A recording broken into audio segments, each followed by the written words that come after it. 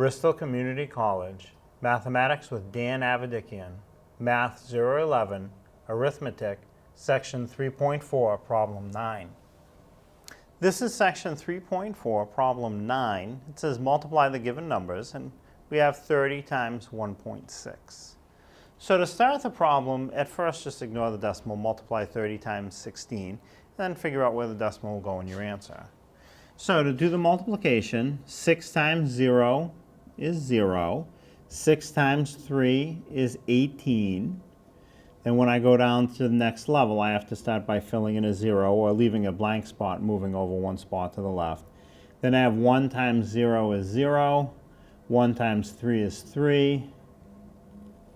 And now I'll add up those results. 0 plus 0 is 0.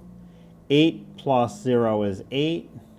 1 plus 3 is 4. So if I had ignored the decimal, I get an answer of 480. But that's really not the answer because I have to put the decimal in. So go back to the question, see how many total places you have after the decimal in your question. And you only have 1. So the answer has to have the same number of places after the decimal. So if I put my decimal between the 8 and the 0, I would have 48.0 as the answer.